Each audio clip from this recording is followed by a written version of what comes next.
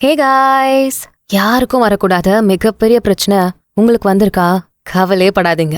வெறும் 48 மணி நேரத்துல இத சால்வ் பண்ணிடலாம். இத்தனை வருஷமா பண்ண முடியாதத வெறும் 2 நாள்ல பண்ண முடியும். அதுக்கான சயின்டிபிக் அண்ட் பிராக்டிக்கல் மெத்தட தான் இப்ப நான் சொல்ல போறேன். சோ ஸ்கிப் பண்ணாம கடைசி வரை கேளுங்க. நம்ம ஆடியன்ஸுக்கு யூஸ்ஃபுல்லா இருக்கக்கூடிய ப்ரமோஷன் பண்ணணும்னா கீழே டிஸ்கிரிப்ஷன்ல இருக்க இன்ஸ்டாகிராம் லிங்க் இல்ல இமெயில் ஐடியை கிளிக் பண்ணி எங்களை காண்டாக்ட் பண்ணுங்க. ஆல்ரைட். 1999ல மசாவோ காவாசாக்கி அப்படிங்கிற ஒரு ஜாப்பனீஸ் பிசினஸ் மேன் ஒரு எக்ஸ்பெரிமெண்ட் ஒன்று செஞ்சாரு. யாரு இந்த உலகத்திலே ரொம்ப ப்ரொடக்டிவான மக்கள்னு இந்த எக்ஸ்பெரிமெண்ட்ல கண்டுபிடிக்க நினைச்சாரு. காவாசாக்கி அவரோட தொழிலாளிகளை 2 குழுவா பிரிச்சாரு. ஒவ்வொரு குழுலயும் 50 பேர் இருந்தாங்க. முதல் குரூப்பு கிட்ட நீங்க எந்த வேலையா இருந்தாலும் அது ஒரு வாரம் டைம் எடுத்து பொறுமையா முடிச்சு கொடுத்தா போதும்னு சொன்னாரு. 2வது குரூப்பு கிட்ட எனக்கு வெறும் 48 மணி நேரத்துல இந்த வேலைங்க எல்லாத்தையும் நீங்க முடிச்சு தரணும்னு சொன்னாரு. முதல் குரூப் மக்கள் செம்ம ஸ்லோவா வேலை பார்த்தாங்க. பொறுமையா எல்லாத்தையும் பர்ஃபெக்டா பண்ண நினைச்சாங்க. சிலரு டைமை கடத்திட்டே லாஸ்ட் மினிட்ல பண்ணாங்க. ஆனா அதுல 50% மக்கள் வேலையை சரியா செஞ்சே முடிக்கல. ஆனா 2வது குரூப்ல இருந்தவங்க வெறும் 48 மணி நேரத்துல எல்லா வேலையும் செஞ்சு முடிச்சாங்க.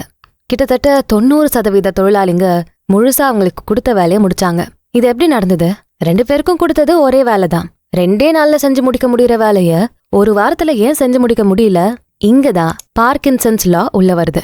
இதான டைம்னு தெரிஞ்சுட்டா அது வரையும் நம்ம வேலையை இழுத்துக்கிட்டே போவோம். இதை நம்ம கண்டிப்பா செஞ்சிருப்போம்.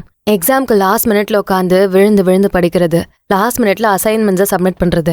தெரியும் மிஸ் எல்லாம் திட்டுவாங்கன்னு தெரியும். ஆனாலும் அவங்க சொன்ன அந்த லாஸ்ட் மினிட்ல தான் போய் எல்லாத்தையும் சப்மிட் பண்ணுவீங்க. 1 மாசம் ஃபுல்லா டைம் இருக்கும். ஆனா 25 நாள் செம்ம வெட்டியா பொழுது போக்கிட்டு கடைசி 5 நாள்ல முக்கிட்டு இருப்போம். ரொம்ப சிம்பிளா சொல்லணும்னா, உங்ககிட்ட டைம் அதிகமா இருந்தா எல்லா வேலையும் ஜவ்வா இழுத்துட்டே தான் இருப்பீங்க. அதுவே உங்ககிட்ட டைம் ரொம்ப கம்மியா இருந்தா உங்க மூளை சர்வைவல் மோடுக்கு வந்துடும். ஆஹா, எப்படியாவது முடிச்சு கொடுத்துட்டு வேலையை காப்பாத்திக்கணும்டான்னு கஷ்டமான வேலையாவே இருந்தாலும் 2 நாள் தூங்காம கூட வேலை பார்ப்போம். இந்த மோடுக்குள்ள நம்ம போயிட்டா மனுஷனோட மூளைக்கு எந்த டிஸ்ட்ராக்ஷன்ஸும் இருக்காது. வேகமா முடிவுகள் எடுக்க ஆரம்பிக்கும். எப்பவும் விட 10 மடங்கு அதிகமா வேலை செய்யும். இது மேஜிக்கெல்லாம் இல்ல, நம்ம மூளைக்கு நம்ம கொடுக்கற டெட்லைன் எஃபெக்ட். இது இவ்ளோதாண்டா உனக்கு நேரம்னு மூளைக்கு சிக்னல் போயிட்டா எப்படின்னே தெரியாது. செம்ம ஹை ஸ்பீட்ல மூளை வேலை செய்யும். சோ இந்த 48 மணி நேர ரூலு உங்களோட சிந்தனைகளை, பிளானிங்க, செயல்கள் எல்லாம் சூப்பரா மாத்த போகுது. 10 நாள்ல முடிக்க வேண்டிய வேலைய கூட ஒரே நாள்ல முடிப்பீங்க. அதனாலதான் இத நாளைக்கே நீங்க முடிச்சாகணும் அப்படின்னு ஸ்ட்ரிக்டான டெட்லைன் கொடுப்பாங்க. மனுஷனோட இயற்கை தன்மையே அப்படிதான். நமக்கு ஒரு பெரிய அதிர்ச்சி வேணும். அது வரைக்கும் இதாம்பா எனக்கு பிடிக்கும்னு ஒரு கம்ஃபர்ட் ஜோன்லயே இருப்போம். உடம்பு ஏறிக்கிட்டே இருக்குன்னு புலம்பி புலம்பி சாப்பிட்டுக்கிட்டே மட்டும்தான் இருப்பாங்க. நல்ல உடம்பு ஏறிக்கிட்டே தான் இருக்கும். அதுவே ஒரு பெரிய நோய் வந்துடுது. அந்த நோயை சரி பண்ணணும்னா 40 கிலோ எடைய குறைச்சே ஆகணும். இல்லனா அந்த நோயை குணப்படுத்தவே முடியாது, செத்துருவீங்கன்னு சொன்னா உடனே வெயிட் லாஸ் பண்ண ஆரம்பிப்பாங்க. காரணம், பிரெயினுக்கு அதிர்ச்சியை கொடுத்து பயமுறுத்தியாச்சு. உடனே எல்லா கம்ஃபர்ட் ஜோனையும் விட்டு வெளியே வந்து உடம்ப குறைக்க ஆரம்பிப்பாங்க. சோ இங்க டெட்லைன் தான் ட்ரிக்கே. 48 மணி நேரம் போதும் உங்க வாழ்க்கையவே மாத்த முடியும். இந்த உலகத்துல நம்ம பார்த்துட்டு இருக்க நிறைய பெரிய இன்னோவேஷன்ஸ் எல்லாத்துலயுமே ஒரே ஒரு விஷயம் தான் காமனா இருந்தது: வேகம். ஸ்டீவ் ஜாப்ஸ், எலான் மஸ்க், இப்படி எந்த சக்சஸ்ஃபுல் பீப்புளுமே டெட்லைனை பார்த்து பயப்படல.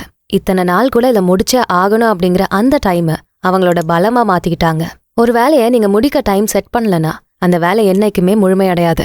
இன்னும் டைம் இருக்குன்னு நாளைக்கு பாத்துக்கலாம், நாளன்னைக்கு பாத்துக்கலான்னு இப்படியே ஓடிடும்.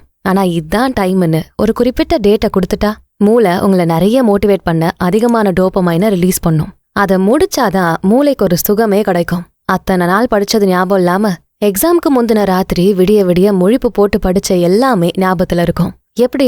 அவ்வளோதான், இன்னும் கொஞ்சம் மணி நேரங்கள் தான் இருக்கு, படிக்கணும், இல்லனா எக்ஸாம்ல ஃபெயில்னு மூளைக்கு நீங்க கொடுக்கற அதிர்ச்சி தான் இந்த அதீத ஞாபக சக்திக்கு காரணம். சோ டைமுக்கு இவ்ளோ பவர் இருக்கு. நீங்க ஏதாவது ஒரு பெரிய வேலை இல்ல கஷ்டமான வேலையை செய்ய நினைக்கிறீங்கன்னா உங்க மூளைக்கு டைமை சொல்லுங்க. இந்த வேலையை முடிக்க வெறும் 48 மணி நேரம் தான் இருக்குன்னு சொல்லுங்க. இதுக்கு எந்த சாக்கு போக்கும் இல்ல. 48 மணி நேரம் தான் டைம்னு சொல்லிட்டா உங்க உலகம் தானா மாற ஆரம்பிக்கும். இதெல்லாம் ஓகே. நம்ம 48 மணி நேரத்துல என்ன செய்யறது? நீங்க எந்த இடத்துக்கு போகணும்னே தெரியலன்னா உங்க பாதை சரியானதா இல்லையான்னு எப்படி தெரியும்?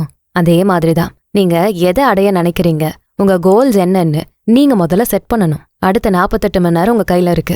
அதுல உங்க இலக்குகளை எப்படி பெஸ்டா அடையலாம்னு பிளான் பண்ணணும். உங்க இலக்கு தெளிவா இருக்கு, அடைய முடியறதா இருக்குன்னா மட்டும்தான் இந்த 48 மணி நேரம் ரூல் வேலை செய்யும். அடுத்த 48 மணி நேரத்துல என்னோட வாழ்க்கைய நான் நல்லா மாத்திக்கணும்னு கோல் வைக்கிறீங்க. ஆனா இதுல எந்த தெளிவுமே இல்ல. நீங்க எந்த விதத்துல நல்லா மாத்தணும்னு நினைக்கிறீங்க, எந்த பகுதியில அடுத்த 48 மணி நேரத்துல நான் காலையில 5 மணிக்கு எழுந்துப்பேன், 30 நிமிஷம் உடற்பயிற்சி செய்வேன், 10 நிமிஷம் தியானம் பண்ணுவேன். இப்படி தெளிவான இலக்குகள் இருந்தாதான் அதை அடைய ஊக்கமும் வரும், அதை அடையவும் முடியும். இத்தனை வருஷம் 5 மணிக்கு எழுந்திருக்காத நீங்க இந்த 2 நாள் எழுந்துப்பீங்க. உங்களுக்குள்ள அவ்வளோ டிரைவ் இருக்கும். ஏன்னா இந்த டெட்லைன் கொடுத்துட்டாலே மூளை நல்லா வேலை செய்ய ஆரம்பிக்கும். இதுல கொஞ்சம் நீங்க கவனமா இருக்க வேண்டிய விஷயம் ஒண்ணு இருக்கு. ஒரே நேரத்துல எல்லாத்தையும் செய்ய நினைக்கிறவங்களால எதையுமே ஒழுங்கா செய்ய முடியாது. அதாவது ஒரே நேரத்துல நிறைய இலக்குகளை வைக்கிறது. உதாரணத்துக்கு அடுத்த 48 மணி நேரத்துக்கு நான் என்னோட உடலை கவனிக்கணும், என் பிசினஸை கவனிக்கணும், என் குடும்பத்தை கவனிக்கணும்னு பல டார்கெட்ஸை வச்சா எதுலையுமே பெஸ்டான ரிசல்ட் கிடைக்காது. பெருசா இருந்தா ஒரே ஒரு டார்கெட் வைங்க, சின்னதா இருந்தா 2 வைங்க போதும். ஒரு பிசினஸ் பண்ணணும், அதுக்கான ஐடியா வேணும். இதை நான் 48 மணி நேரத்துக்குள்ள கண்டுபிடிக்கணும்னு ஃபிக்ஸ் பண்ணிட்டீங்கன்னா உங்களோட கோல் எப்படி இருக்கணும், உங்க பிளான் எப்படி இருக்கணும்னு சொல்றேன். முதல் 12 மணி நேரங்கள்ல நீங்க ஆராய்ச்சி பண்ணணும், அதாவது ரிசர்ச் பண்ணணும். அடுத்த 12 மணி நேரங்கள்ல நீங்க பிளான் பண்ணணும். அடுத்த 12 மணி நேரத்துல நீங்க பிளான் பண்ணதை செய்ய ஆரம்பிக்கணும். கடைசி 12 மணி நேரத்துல நீங்க செஞ்சதெல்லாம் சரியா இருக்கான்னு ரிவ்யூ பண்ணணும், சரி பார்க்கணும். எல்லா ஸ்டெப்பும் நீங்க சரியா பண்ணிட்டீங்கன்னா உங்க மூளையும் எந்த தயக்கமும் இல்லாம நீங்க வச்ச இலக்க நிறைவு செஞ்சிரும். சோ நம்ம எண்ணங்கள் தெளிவா இருந்தா நம்ம பாதையும் இலகுவா இருக்கும். நம்ம எதை திரும்ப திரும்ப சிந்திக்கிறோமோ அதை தான் செய்வோம், எதை திரும்ப திரும்ப செய்யறோமோ அதோடைய தான் வாழ்வோம். நம்மள உடனே மாத்திக்கணும்னா அதுக்கு நம்ம சிந்தனைய சரியா பயன்படுத்திக்கணும். வெறும் 48 மணி நேரத்துல என்ன பண்ணிட முடியும்னு யோசிக்காம 48 மணி நேரம் இருக்கு, என்ன வேணா பண்ணலாமேன்னு யோசிங்க. உங்க மைண்ட் செட் ரொம்ப ரொம்ப அவசியமானது. சோ இங்க நம்ம முதல்ல மைண்ட் செட்டை தான் மாத்தணும். அப்போ 48 மணி நேரத்துல நம்ம எப்படி மைண்ட் செட்டை மாத்துறது? இதுக்கு ஒரு பெஸ்டான வழி ஐடென்டிட்டி ஷிஃப்ட். அதாவது நீங்க இப்போ ஒரு நபரா இருக்கீங்க, ஆனா இன்னும் பெட்டரான ஒரு நபரா மாறணும்னு நினைக்கிறீங்க. சோ இங்க நீங்க யாரா மாற நினைக்கிறீங்களோ அவங்களா நீங்க உங்களை பார்க்கணும். உதாரணத்துக்கு ஒருத்தர் பயங்கரமா ஸ்மோக் பண்றாருன்னு வச்சுப்போம். நான் இந்த ஸ்மோக்கிங்கை விட்டுடணும்னு சொல்லிட்டே இருந்தா அவரால் விட முடியாது. ஆனா அதே ஆளு நான் தான் ஸ்மோக்கே பண்ண மாட்டேனே, அதான் என் பழக்கத்திலே இல்லையேன்னு சொல்லிட்டு இருந்தா இந்த மொத்த சிந்தனையுமே மாறும். சோ நீங்க யாரா மாற நினைக்கிறீங்களோ அவங்களோட அடையாளத்தை நீங்க எடுத்துக்கணும். பழைய அடையாளத்தை தூக்கி போட்டுட்டு அந்த புது அடையாளத்தை எடுத்துக்கங்க. உண்மையா நீங்க இந்த ஆளா மாறுறவர, பொய்யா அவராதான் நீங்க நடந்துக்கணும். இதுதான் ட்ரிக்கு. உங்க மூளையை நீங்க ஈஸியா ஏமாத்தலாம். கொஞ்சம் இந்த மாதிரி நுணுக்கங்கள் தெரிஞ்சாலே போதும். ஒரு எக்ஸ்பெரிமெண்ட் நடந்தது. 2 நிமிஷத்துக்கு நீங்க ஒரு சக்திமான், பேட்மேன், சூப்பர்மேன் இந்த மாதிரி சூப்பர் ஹீரோ மாதிரி போஸ் கொடுக்கணும். நல்லா நெஞ்ச நிமித்தி போஸ் கொடுங்கன்னு சொன்னாங்க. உடனே அந்த மக்கள் தலைய தூக்கி நெஞ்ச நிமித்தினாங்க. அந்த நொடி அவங்களோட தன்னம்பிக்கை அதிகமாச்சு, ஸ்ட்ரெஸ் குறைஞ்சது, அவங்களோட பேச்சு முறையுமே மொத்தமா மாறிடுச்சு.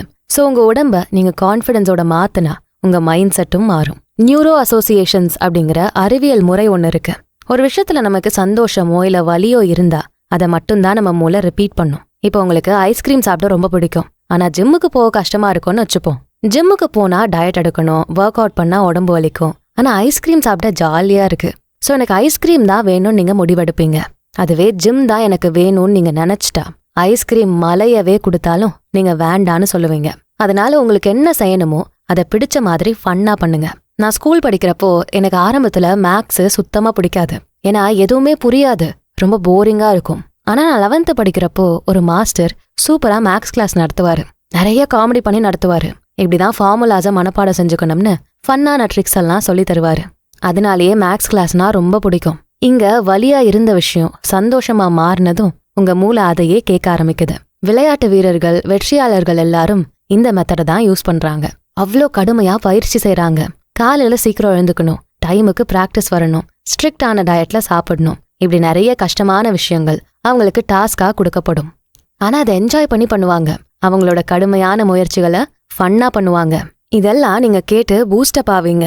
ஆனா சரி நாளைக்கு பண்ணிக்கலாம்னு நினைச்சிட்டீங்கன்னா இந்த தாக்கம் கொஞ்சம் கொஞ்சமா குறையும். ஒரு கட்டத்துல எதுக்கு இதை பண்ணிக்கிட்டு வேண்டாம் அப்படின்னு தோணும். அதனாலதான் இப்பவே இந்த நொடியே நீங்க செயல்பட்டீங்கன்னா உங்க மைண்ட் செட்டை ஈஸியா மாத்தி அமைக்க முடியும். எனக்குள்ள நான் மாற்றத்தை கொண்டு வரணும்னு நீங்க யோசிச்ச அடுத்த நொடி அதுக்காக உடனே ஒரு விஷயத்த செய்ய ஆரம்பிச்சிருங்க. ஒரு புக்கை எடுத்து வாசிங்க, நல்ல முடிவுகள் எடுங்க, இல்ல ஏதாவது நல்ல ஹேபிட்ஸுக்கான கமிட்மெண்ட் எடுத்துக்கங்க. ஏதாவது ஒரு தூண்டுதல் இருக்கணும், அப்பதான் வெறி வரும். இந்த தூண்டுதல் இல்லைன்னா உங்க மைண்ட் செட் மாறவே மாறாது. 48 மணி நேரம் போதும். நீங்க யாரா மாறணுமோ அவங்களா யோசிங்க, அவங்களோட செயல்பாடுகளை செய்யுங்க. கண்டிப்பா மாற்றம் கிடைக்கும். ஓகே, 48 மணி நேரத்தை சொல்றீங்க, ஆனா எப்படி சரியான ஹேபிட்ஸை 48 மணி நேரத்துல உருவாக்கி அதுக்கப்புறம் அதை சரியா ஃபாலோவும் பண்றது? இந்த சந்தேகம் நிறைய பேருக்கு இருக்கு. இப்போ நம்ம ஒரு புது ஹேபிட்டை உருவாக்க நினைக்கிறோம். காலையில சீக்கிரம் எழுந்துக்கணும், தினமும் ஜிம்முக்கு போகணும், ஆரோக்கியமா சாப்பிடணும் அப்படின்னு நினைக்கிறோம். ஆனா ஒரு 2-3 நாளைக்கு அப்புறமா அது கஷ்டமா தெரியும், பண்ண மாட்டோம். சோ முதல்ல இந்த ஹேபிட்ஸுக்கான சுழலை நீங்க புரிஞ்சுக்கணும். நம்பர் 1, ஒரு தூண்டுதல். இதான் முதல் அறிகுறி. நம்பர் 2, தினமும் பழக்கப்படுத்திக்கிறது. நம்பர் 3, பரிசுகள். இப்போ தினமும் நைட்டு உங்களுக்கு இனிப்பு சாப்பிடுற பழக்கம் இருக்குன்னு வச்சுப்போம். என்ன பண்ணுவோம்? நைட்டு டின்னர் சாப்பிடுவோம். இதுதான் இந்த தூண்டுதல். இதுக்கப்புறம் தான் இனிப்பு சாப்பிட தோணும். அடுத்ததா தினசரி பழக்கம் என்ன?